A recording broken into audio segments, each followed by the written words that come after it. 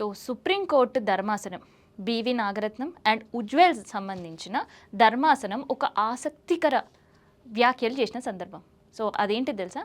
పెళ్ళికి ముందు శృంగారం అండ్ పెళ్ళికి ముందే ఒక లివింగ్ రిలేషన్షిప్లో ఉండడం అండ్ పెళ్ళికి ముందే సెక్షువల్ రిలేషన్షిప్ కంటిన్యూ చేయడం.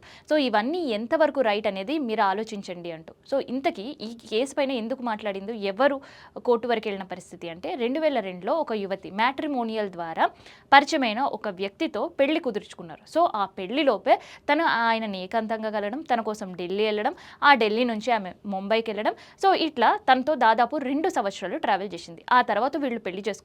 పెళ్లి చేసుకున్న తర్వాత ఆ యువతికి తెలిసిన నిజం ఏంటంటే ఆల్రెడీ అప్పటికే ఆయనకి పెళ్ళైపోయింది అని.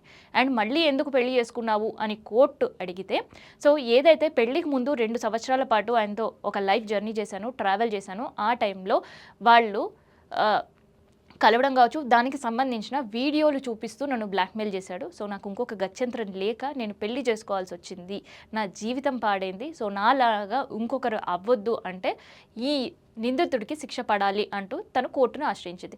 ఆ సమయంలోనే ఈ ధర్మాసనం ఆ యువతిని ప్రశ్నించింది. కేవలం ఆ యువతిని మాత్రమే కాదు, యువతను కూడా ప్రశ్నించింది. ఎందుకంటే ఈ మధ్య కాలంలో ఒక ట్రెండ్ అయిపోయింది, కో లివింగ్ హాస్టల్స్ అంటూ.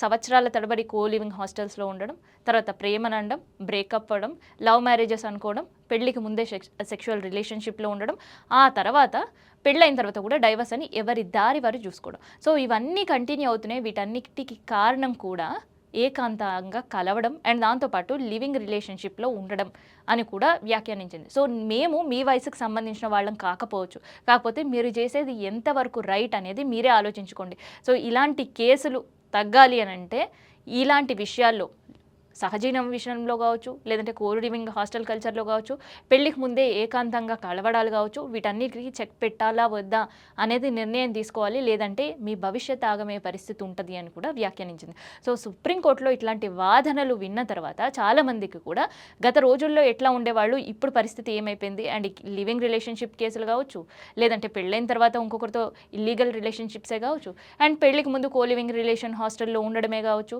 ఓయో రూమ్లలో దొరకడమే కావచ్చు. సో వీటన్నిటికీ కారణం నిజంగానే ఏకాంతంగా కలవడం అండ్ హద్దులు మీరి ప్రవర్తించడం, ఇదే కారణం అని అనిపిస్తుంది. సో అందుకని సుప్రీంకోర్టులోనే ఇలాంటి జడ్జిమెంట్ జరిగింది కాబట్టి, సో పెళ్లికి ముందు శృంగారం పైన మీరే నిర్ణయం తీసుకోవాలి అంటూ సుప్రీంకోర్టు చేసిన వ్యాఖ్యలు చాలా సీరియస్గానే తీసుకుంటున్నారు.